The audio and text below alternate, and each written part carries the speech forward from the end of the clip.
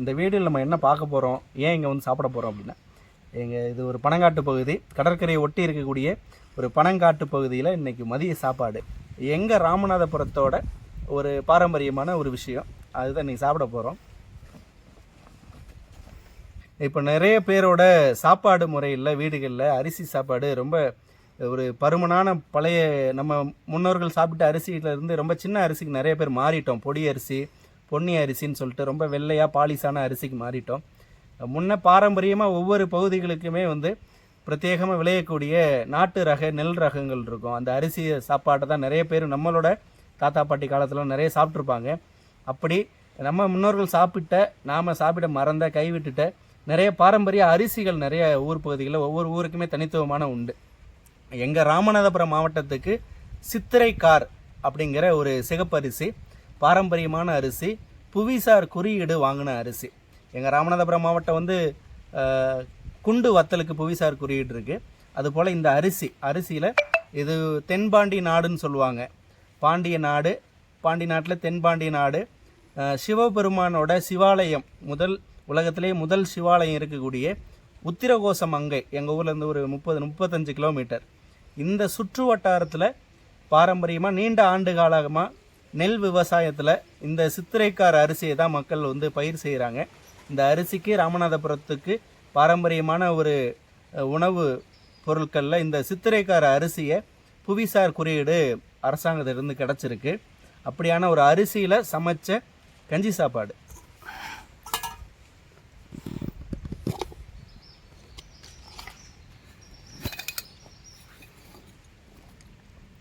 இது வந்து மீன் அவியல், மசாலா போட்டு செஞ்ச மீன் அவியல். ஒரு பொரிச்ச மீன் இருக்கு, பாறை மீன். இது முட்டைப்பாறை.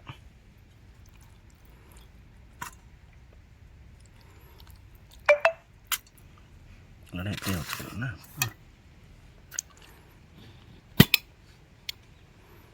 அப்படியே போடலாம்.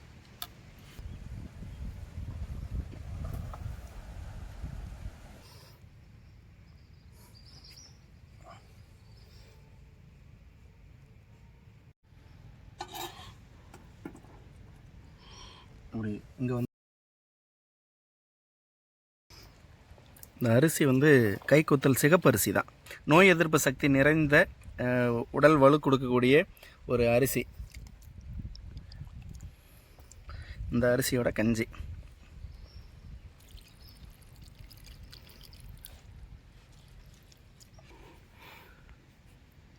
இந்த சித்திரைக்கார அரிசி எங்கள் ராமநாதபுரத்தோட ரொம்ப பாரம்பரியமான நெல் ரகம், பட்டை தீட்டாத சிகப்பரிசி. இந்த சாப்பாடு வந்து ரொம்ப பருமனாக இருக்கும். அதில் உள்ள அந்த சிகப்பு செதில்களில் தான் வந்து சத்துக்கள் ரொம்ப நிறைஞ்சிருக்கும். இது வந்து மென்று நல்லா சாப்பிடக்கூடியதாக இருக்கும். நம்ம வெள்ளை அரிசி, சின்ன அரிசிலாம் வாய்க்கில் போட்டோடனே முழுங்கிடுவோம், மெல்ல மாட்டோம். இந்த அரிசி வந்து அப்படி முழுங்க முடியாது, மென்று சாப்பிடக்கூடிய ஒரு அரிசி, ரொம்ப சத்து நிறைஞ்ச அரிசி. எங்கள் ராமநாதபுரம் மாவட்டத்துக்கே உண்டான ஒரு அடையாள அரிசின்னே சொல்லலாம், சித்திரைக்கார். இந்த அரிசி கஞ்சி சாப்பாட்டுக்கு இது நேற்றே வடித்து கஞ்சா ஊற்றி வச்சாச்சு. இந்த கஞ்சி சாப்பாட்டுக்கு இந்த மீன் அவியல், பாறை மீன். இது பாறை மீனில் நல்ல காரமான சுள்ளுன்னு இருக்கக்கூடிய ஒரு மீன் அவியல். அதுபோல் பொரிச்ச மீன் இருக்குது.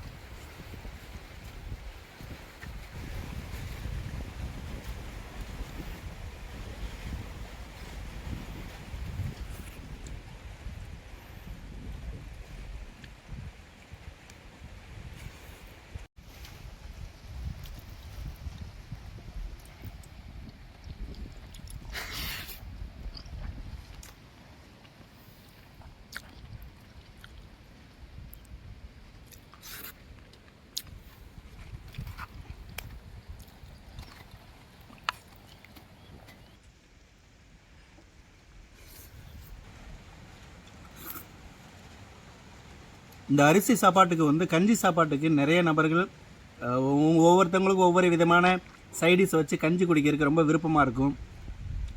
பொரிச்ச மீன் மட்டுமே வச்சு கஞ்சி சாப்பிட்றது ரொம்ப நல்லாயிருக்கும். துவையல் இருந்தால் நல்லாயிருக்கும். அப்படி ஒவ்வொருத்தருக்கும் கஞ்சி சாப்பாடை ரொம்ப விரும்பி அது கூட ஏதாவது தோதா ஒரு பொருள் வச்சு சாப்பிட்றதுக்கு பிடித்தமானதாக இருக்கும். அதுவும் இந்த வெள்ளை அரிசி இல்லாமல் இந்த தடிமனான இந்த பாரம்பரிய அரிசியில் இந்த கஞ்சி சாப்பிட்றது ரொம்ப நல்லா இருக்குது, டேஸ்ட்டாக இருக்குது. இந்த மீன் குழம்புக்கு இந்த கஞ்சி சாப்பாடு, இந்த அரிசி சாப்பாடை பொறுத்த வரைக்கும் வாய்க்கு நல்லா வேலை கொடுக்கணும். நல்லா 2 கடவா பல்லுக்கும் நல்லா மென்று அரைச்சி உள்ளே இறக்குனா மட்டும்தான் அது ஃபீல் பண்ணி சாப்பிட முடியும். இந்த அரிசி வந்து நம்ம வெறுமனே முழுங்கிட முடியாது. இந்த சாப்பாடை ரொம்ப தடிமனாக இருக்கும். இந்த அரிசியில் சிகப்பாக அதோட செதில்களில் அந்த சத்துக்கள்லாம் இருக்கும். அதெல்லாம் நீங்கள் அரைச்சி சாப்பிட்டா நல்லா பல்லுக்கு வேலை கொடுத்து முழுங்கினா மட்டும்தான் எல்லா சத்துமே நல்லா நேரடியாக உள்ளே போகும் வயிற்றுக்குள்ளே. இன்னொன்று நம்ம வெள்ளை அரிசி சாப்பாடு கஞ்சை விட இந்த அரிசி சாப்பாடை கஞ்சி நீங்கள் ரெகுலராக எடுத்து சாப்பிட்டு பழக்கப்பட்டுக்கிட்டீங்கன்னா இப்படியான ஒரு அரிசிகளை தான் நீங்கள் வாங்கி நிச்சயமாக பயன்படுத்துவீங்க. உங்கள் வீட்டு குழந்தைகளுக்கும் வாய்ப்பு இருந்தால் உங்கள் ஊர் பகுதிகளில் விளையக்கூடிய இது போல் நாட்டு ரகம் பாரம்பரியமான அரிசிகளை வந்து வாங்கி இப்போவே சாப்பிட பழக்கப்படுத்துங்க. நிறைய சத்துக்கள்லாம் இருக்குது. நிறைய நார்ச்சத்து இது போல் அரிசிகள்லாம் அதிகமாக இருக்கும். வெள்ளை அரிசிகளில் கண்டிப்பாக நார்ச்சத்து இருக்காது. அதில் மாவுச்சத்து மட்டும்தான் அதிகமாக இருக்கும். இந்த நார்ச்சத்து தான் இன்றைக்கி உள்ள இந்த நீரிழிவு நோய்களுக்கு ரொம்ப பிரதானமாக தேவைப்படுது. நார்ச்சத்து உண்டான உணவு அது நம்ம பாரம்பரியமான நாட்டு ரக அரிசிகளே அதிகமாக இருக்கிறதுனால நிறைய உங்கள் வீடுகளில் இப்படியான சிகப்பு அரிசிகளை வாங்கி பயன்படுத்துங்க. நான் ஏற்கனவே கொட்டார சம்பா அப்படின்னு ஒரு அரிசி வாங்கி சாப்பிட்ருக்கேன். எங்கள் வீட்டில் சாப்பிட கொடுத்துருக்குறேன், குழந்தைகளும் கொடுத்துருக்கேன், ரொம்ப விருப்பமாக சாப்பிட்டாங்க. அதுபோல் எங்கள் மாவட்டத்திலே கிடைக்கக்கூடிய இந்த சித்திரைக்கார் இதை வாங்கி சமைச்சு சாப்பிட்டு பார்க்கலாம் அப்படின்ற வாங்கியிருக்கிறேன். இதுவும் நல்லா இருக்குது. கொட்டார சம்பா சாப்பிட்டது போலவே தான் இதுவும் நல்லா இருக்குது. அடிக்கடி இந்த அரிசியும் வாய்ப்பு இருந்தால் ராமநாதபுரத்துக்காரங்க நீங்கள் ஒவ்வொருத்தருமே இந்த சித்திரைக்கார அரிசியை கண்டிப்பாக ஒரு முறையாவது வீட்டில் சமைச்சு உங்கள் குழந்தைகளோட சேர்ந்து சாப்பிட்டு அதோட ருசிச்சு பாருங்கள். நிறைய சத்து உள்ள அரிசி இது.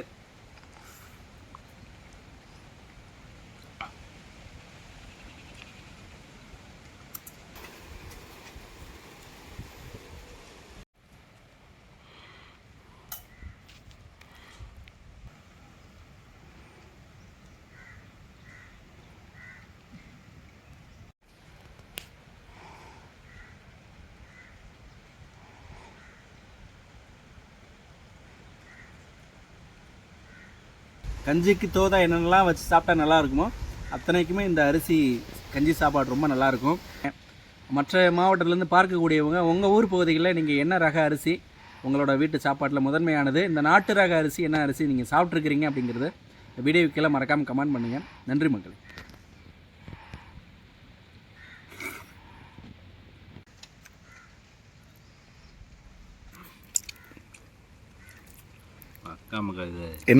என்ன நான் எப்படி இருக்கு? இதை டெய்லி அடித்தோம்னா நம்ம பலம் எங்கேயும் போயிடும். முரட்டுத்தனமான அரிசி என்ன? ஆமாம், சூப்பராக இருக்குல்ல? விவசாயம் பண்ணுறவங்க, காடுகளில் வேலை செய்கிறவங்களுக்கு, காட்டு வேலை பார்க்குறவங்களுக்கு நல்ல சாப்பாடு இது.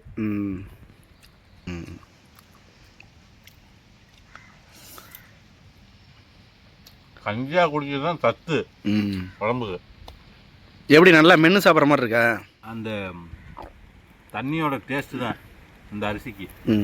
நார்மலாக சாப்பிட்ற சாப்பாட்டுக்கு தண்ணிக்கும் இதுக்கும் நிறைய டிஃப்ரென்ஸ் இருக்குது. நல்லா இருக்குல்ல? இந்த சாப்பாடை நம்ம புளிக்க விடாமே இவ்வளோ டேஸ்ட்டாக இருக்குன்னா புளிச்சா இன்னும் ரொம்ப டேஸ்ட்டாக இருக்கும். இதுக்கு சுள்ளுன்னு எதை வச்சு சாப்பிட்டா நல்லா இருக்கும்? துவையல் தான்.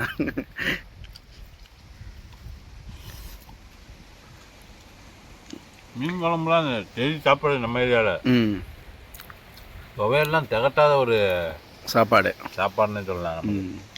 சாப்பாடுன்னு சொல்லக்கூடாது, வெஞ்சனம். இது மீன் வெஞ்சனம். எங்கள் ஊர் பகுதியில் வெஞ்சனம் அப்படிங்கிற ஒரு வார்த்தையை தான் பயன்படுத்துவோம். நான் அதிகமாக எங்கள் ஊர் வட்டார பேச்சு மொழியில் அதிகமாக பேச மாட்டேன். அதனால் நிறைய அந்த வார்த்தைகளை நான் பயன்படுத்துறதில்ல. தம்பி கரெக்டாக சொன்னான், வெஞ்சனம். துவையல், கூட்டு, குழம்பு, பொரியல் எல்லாத்தையும் நாங்கள் சொல்கிறது வெஞ்சனம். எங்கள் ராமநாதபுரத்தோட ஒரு வட்டார சொல்லு அது.